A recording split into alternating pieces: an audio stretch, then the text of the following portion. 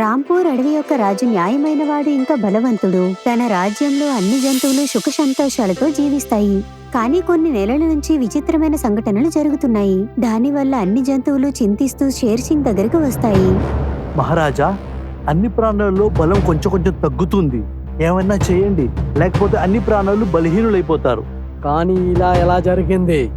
నేను విన్నాను, నల్ల గుహలోంచి ఏదో శక్తి వస్తుందని, అది అందరి శక్తి ఆకర్షిస్తుందని. మనం నల్ల గృహలోకి వెళ్ళి తెలుసుకోవలసి ఉంటుందన్నమాట. ఇది ఎలాంటి శక్తి అని, నా అడవి జంతువుల యొక్క శక్తిని నాశనం చేస్తుందని. మర్నాడు ఉదయాన్నే అన్ని జంతువులు కలిసి నల్ల గృహ దగ్గరకు వెళ్తాయి. కొంత సమయం తర్వాత వాళ్ళు నల్ల గృహకి చేరుకుంటారు. ఇదైతే చాలా విచిత్రమైన చోట్లాగా ఉంది. ఇక్కడైతే ప్రతి చోట చిత్రపటాలు ఉన్నాయి. ఈ చిత్రం మనకేదో చెప్పాలనుకుంటుంది. మనమందరం ఆలోచించాలి, ఈ చిత్రం మనకేం చెప్పాలనుకుంటుందని. నక్క, నువ్వు అందరికంటా తెలివైన దానివి. చెప్పు, ఈ చిత్రాలు మనల్ని ఏం చూపిస్తున్నాయి? అన్ని చిత్రపటాలు దీర్ఘంగా చూసి నక్క ఇలా అంటుంది. మహారాజా, ఒక చిత్రంలో మాయారాయి బాబా చేతిలో ఉంది.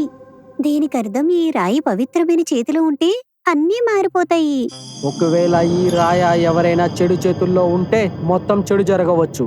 సరిగ్గా చెప్పారు మహారాజా. కానీ ఈ రాయి అయితే ఇక్కడే పడి ఉంది కదా.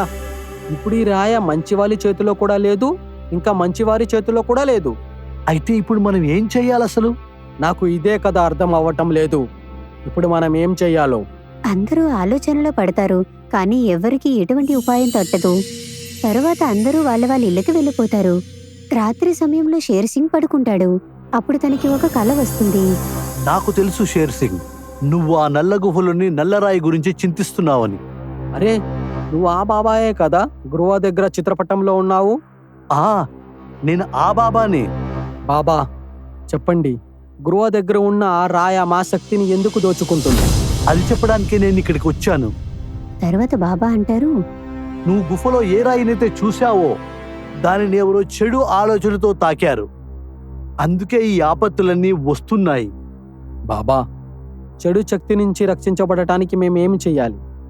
ఈ తప్పుడు శక్తి నుంచి కాపాడుకునే ఒకే మార్గం ఉంది. ఈ అడవిలో ఒక ప్రాణిని వెతకండి, ఎవరైతే పుణ్యాత్ములో అతను ఎప్పుడు ఏ పాపం చేయకుండా ఉండాలి. తర్వాత ఆ ప్రాణం ఈ రాయిని తాకినట్టయితే ఈ అడవిలోంచి చెడు శక్తులు మాయమైపోతాయి. ఆ తర్వాత ఈ అడవిలో అంతా మంచే జరుగుతుంది. ధన్యవాదాలు బాబా. ఆయుష్మాన్ భవ. కళ్ళ చెదిరిన వెంటనే సింహం రాజు ఆలోచనలో పడతాడు.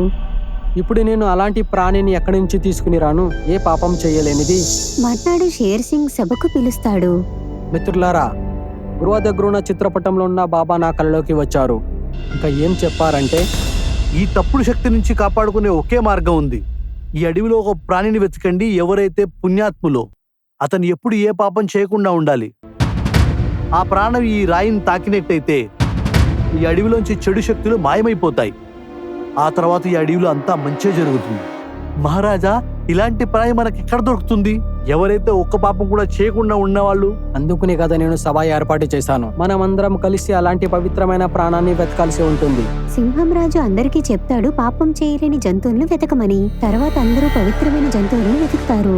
ఏంటి, నువ్వు ఎప్పుడైనా పాపం చేసావా? మనమైతే పాపులమే. రోజు ఏదో జంతువుని చంపుకుని తింటాము. కానీ నువ్వు పాపివి కాదు కదా. నేను కూడా పాపినే. నేనొక చిరుతని ప్రేమించి ద్రోహం చేశాను. ఎవరి మనసునైనా బాధ పెట్టడం చాలా పెద్ద పాపం. అన్ని జంతువులు తమకు తోచిన విధంగా వెళ్లి పాపాలు చేయలేని జంతువులను వెతుకుతారు. కానీ ఎవరికీ అలాంటి ప్రాణులు దొరకరు. ఎవరికైనా పవిత్ర ప్రాణం దొరికిందా? ఎవరు ఏ తప్పు చేయలేనిది? లేదు మహారాజా. చూడండి, సాధువు జంతువులు ప్రాణాన్ని వేటాడావు. నాకు అనిపిస్తుంది జింక ఏ పాపం చేయలేదని. జింక అయితే అందరికంటే పెద్ద పాపాత్మురాలు. జింక చిరుతుపులిని మోసం చేసింది. తన భర్త జింకకు తెలిసింది తన భార్య చిరుతతో అక్రమ సంబంధం పెట్టుకుందని. ఈ విషయం తెలిసిన జింకకు తన భార్యను కొట్టి తనతో విడాకులు తీసుకుంది. అప్పుడే షేర్ సింగ్ తెలివైన నక్కను అడుగుతాడు. నక్క, తెలివైన దాంట్లో నువ్వు అందరికంటా ముందుగా ఉంటావు. నువ్విప్పుడే మాకు సహాయం చెయ్యాలి. నన్ను క్షమించండి మహారాజా. తెలియదు ఇప్పుడు ఈ అడవి పరిస్థితి ఏమిటో అని. అన్ని ప్రాణులు నిరాశ చెంది వాళ్ళ ఇంటికి వెళ్ళిపోతారు. రాత్రి సమయంలో షేర్ సింగ్ పడుకుని ఉండగా అప్పుడే తనకి కలలో బాబా కనిపిస్తారు. బాబా మీరా? పవిత్రమైన ప్రాణాన్ని నువ్వు వెతకలేకపోయావు కదూ. అన్ని ప్రాణులు పాపిలే. ఇప్పుడు మీరే ఆ ప్రాణి గురించి చెప్పి మమ్మల్ని రక్షించండి. ఈ అడవి కోణంలో ఒక చెమేలి అని మేక ఉంది. అది ఇప్పటి వరకు ఏ పాపం చేయలేదు. నేను రేపే చమేలితో కలవడానికి వెళ్తాను. కళ్యాణమస్తు. మర్నాడు షేర్ సింగ్ సభకు పిలుస్తాడు. మిత్రులారా, నిన్న రాత్రి ఆ కల్లో బాబాగారు వచ్చి ఇలాగ చెప్పారు, అడవి యొక్క సరిహద్దులో చమేలి అనే మేక ఉంటుందని. తను ఎలాంటి పాపాలు చేయలేదని. మనం తక్షణమే ఆ మేకని కలవాలి మహారాజా. ఈరోజు సాయంత్రం మనమందరం కలిసి చమేలి దగ్గరికి వెళ్దాం. సాయంత్రం అవగానే అన్ని జంతువులు చమ్మేలిని కలవటానికి సరిహద్దు దగ్గరకు వెళ్తారు. కొంత సమయం వెళ్లిన తర్వాత అక్కడ చమ్మేలి మేక కనపడుతుంది. అందరూ ఆమె దగ్గరకు వెళ్తారు. ఏంటి, నీ పేరేనా చమేలి? హా, కానీ మీరంతా ఎవరు? ఇక్కడికెందుకు వచ్చారు? నా పేరు షేర్ సింగ్. ఇంకా నేను ఈ అడవికి రాజుని. షేర్ సింగ్ జరిగిందంతా చమ్మేలి మేకకి చెప్పి తనను సహాయం అడుగుతాడు. ఒకవేళ నేను ఆ రాయిని తాకినంత వలన మీ కష్టాలన్నీ పోతే నేను మీతో ఖచ్చితంగా వస్తాను. తర్వాత షేర్ సింగ్ చమ్మేలిని తీసుకుని గృహ వైపుగా వెళ్తాడు. కొంత దూరం వెళ్లిన తర్వాత అందరూ గృహ చేరుకుంటారు. చెప్పండి మహారాజా, నేను ఏం చెయ్యాలో? నువ్వు ఆ రాయిని తాకాలి.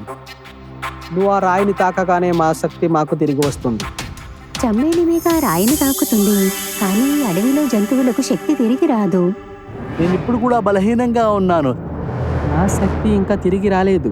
ఇప్పుడేం చేయాలి మహారాజా? తెలియదు. అందరూ నిరాశ చెంది అడవిలోకి తిరిగి వెళ్ళిపోతారు. బాబాగారు ఏదైతే అన్నారో మేము అదే చేశాము. కానీ శక్తులు తిరిగి రాలేదు. తెలియటం లేదు ఇప్పుడు ఏం జరుగుతారు.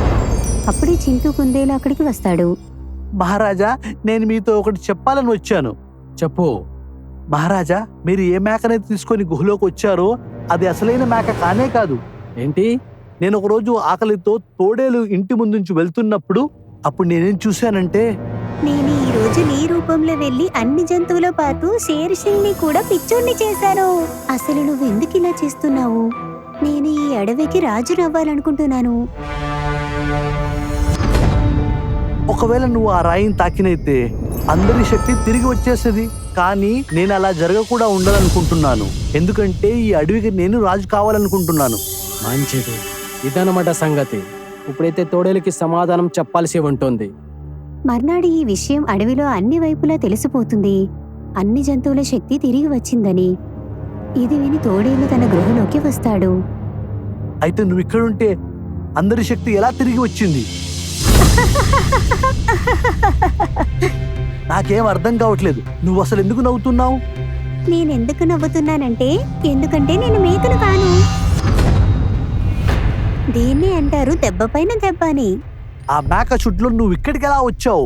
నువ్వు ఎలాగైతే మేము రాకముందే నువ్వు ఇక్కడున్న మేకని మాయం చేశావో, సరిగ్గా అలాగే నువ్వు పడుకున్నప్పుడు అప్పుడు మేము మేకని మాయం చేసి నక్కని ఇక్కడ ఉంచాము. ఆ రోజు రాత్రే మా పవిత్ర మేకను తీసుకొని మేము ఆ గుహలోకి లోపలికి వెళ్ళాం. ఆ మేక ఆ రాయిని తాకగానే మా శక్తి తిరిగి వచ్చేసింది. ఇది విని తోడేలు ఆశ్చర్యపోతాడు. మహారాజ్, ఈ ద్రోహిని ఇప్పుడు ఏమి చెయ్యాలి? మీరందరూ చంపి తినేయండి. లేదు మహారాజా, వీళ్ళని క్షమించండి. ఇప్పుడు నువ్వు ఏమంటున్నావు చమేలి?